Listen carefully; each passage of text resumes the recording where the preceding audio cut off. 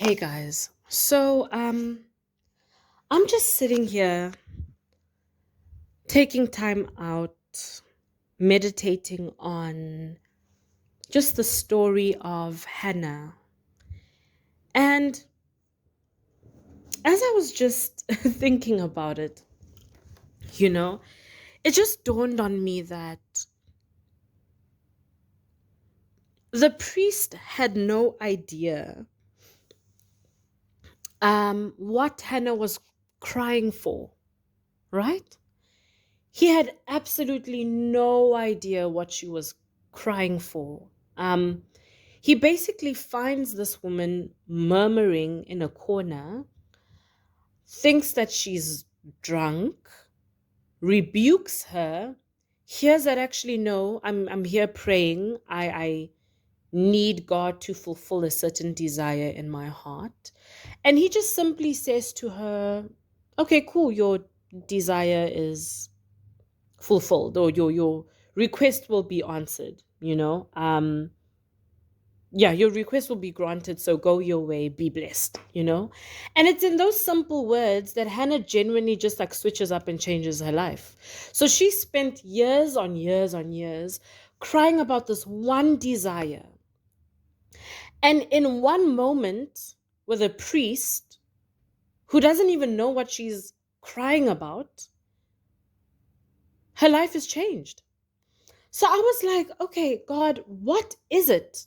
What was it about this moment with the priest, that made Hannah just genuinely change her mind on how she needs to conduct herself about this certain desire, this prayer request? Like, what was it? Because he didn't say much. He didn't even know what she was crying about. He didn't even know, I don't know, like if this is even possible, he didn't even know what type of faith is required for the kind of promise that that Hannah needed, you know? And yet he simply says to her, after rebuking her, right?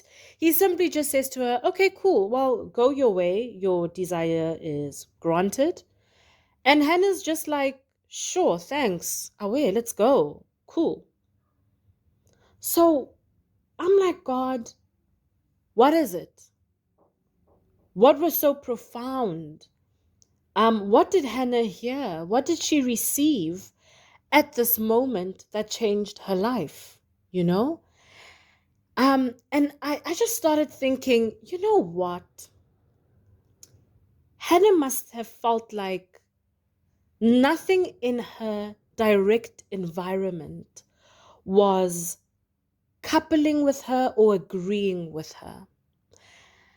Hannah must have felt for all these years that no one really gets it.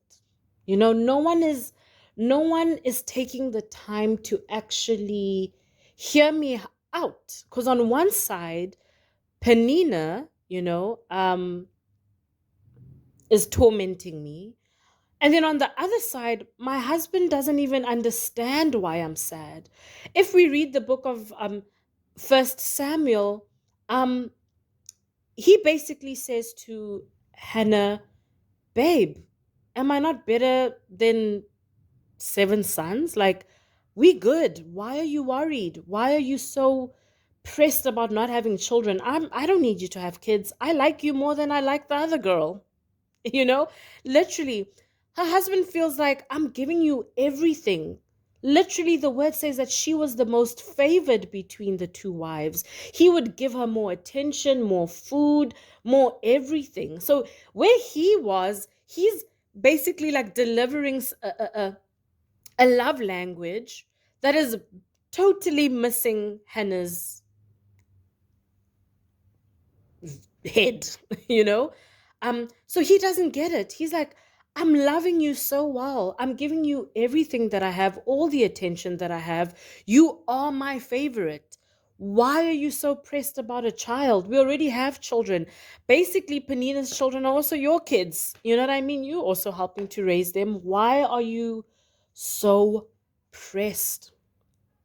So where Hannah is, she doesn't actually feel like she has any type of support. She doesn't actually feel like she has anyone on her side at all. And one day, when she is feeling her heaviest, she goes to a temple where a priest simply says to her, "Okay, cool. Your desire will be granted." And just like that, Hannah's life changes. It made me wonder how many of us are in the situation we are in right now, practically idolizing, right? The very desires we have, and I'm not even saying idolizing in judgment, but genuinely making these desires take over our lives, where we end up not eating, not sleeping, not living, simply because our situation or the environment we are in is not coupling in faith with us. You are barren. Your friends, your family around you are telling you that this is impossible. Even if they're not telling it to you in words, that's what it feels like.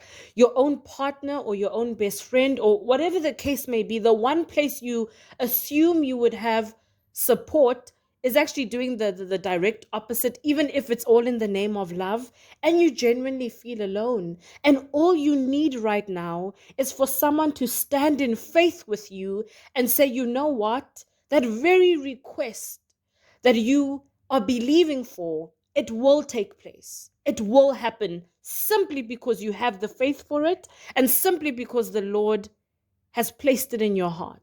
Simply because you've asked the Lord for it, it will take place. How many of us are in that situation right now? So if you are one of those people who relate to Hannah right now, I want to couple in faith with you. I want to agree in faith with you. I want to take some time to say to you, guess what? Your desire is granted. Your answer is coming. That baby will be conceived. That marriage in the mighty name of Jesus will manifest. That financial breakthrough will take place. That person you are praying for will be saved. That healing is yours. In the mighty name of Jesus, I am taking time today to couple with your faith, to couple with your years, your months, your days of faith. I don't really care how long you've been faithing. I am here to couple with you and say, yes, your request will be granted. Your request will be granted. Your request will be granted in the mighty name of Jesus, simply because you are crying out to a faithful God. What is so interesting about Hannah, guys, is that Hannah is so unaware that she already has grace and favor on her side. That's what her name means. She is so unaware. Her husband already has been giving her this favor. She's so unaware because she's literally made this desire blind her. Right? And yet there is no shame where Hannah is. If you are relating to Hannah, there is no shame, because this very desire that you have, it is of God. So don't be ashamed. Don't be ashamed. However, may you learn from Hannah and do exactly what she did. The minute someone coupled in faith with her, she got up, she shook off the sadness, and she started living again. She started living again. And literally a year later, she was holding that baby in her arms. Your desire will be granted in the name of Jesus. Be blessed.